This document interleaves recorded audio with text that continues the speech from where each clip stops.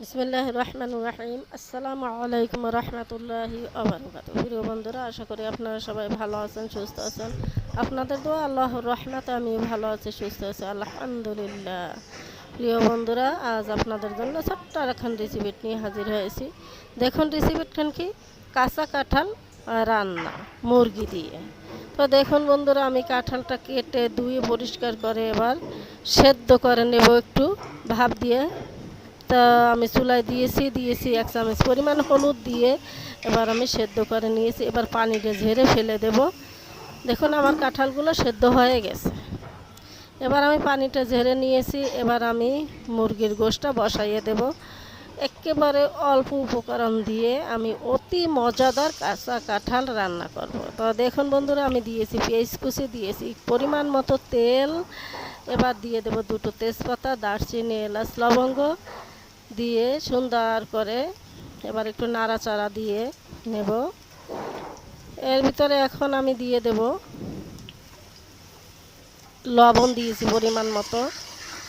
এবার আবার একটু নাড়াচাড়া দিয়ে নিয়েছি। এবার আমি দিয়ে দেব হলুদের গুঁড়া, মরিচের গুঁড়া, ধনে জিরার গুঁড়া, দিয়ে দেব আদা রসুন বাটা, দিয়ে সুন্দর করে কষিয়ে পানি ছাড়া আমি কষিয়ে নেব। দেখুন এবার আমার প্রায় কষানো হয়ে গেছে। এর ভিতরে আমি দিয়ে দেব মুরগির গোশগুলো। মুরগির গোশটা দিয়ে সুন্দর করে আমি কষিয়ে নেব। দেখুন আমি 1 ফোঁটা পানিও দেই নাই কষানোর জন্য। তেলের মধ্যে দিয়ে আমি কষিয়ে নিয়েছি। এবার আমি দিয়ে দেব মুরগির গোশগুলো। দেখুন আমার মুরগি, ছোট মুরগি তো অল্প পরিমাণ গোশ, সেই গোশগুলো দিয়ে সুন্দর করে কষিয়ে নেব। এটাও আমি পানি ছাড়া কষিয়ে নেব, কোনো রকমের পানি ব্যবহার করব না।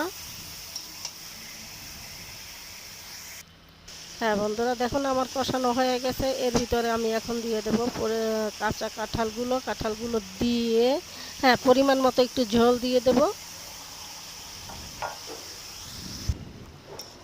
তো বন্ধুরা, যদি আপনাদের এই ভিডিওখানে এতটুকুন ভালো লেগে থাকে, like, comment and share, subscribe করবেন প্লিজ বন্ধুরা। পাশের বেল বাটনটি অন করে দেবেন, যাতে এভাবে নতুন নতুন ভিডিও পেতে পারেন আপনারা সবার আগে।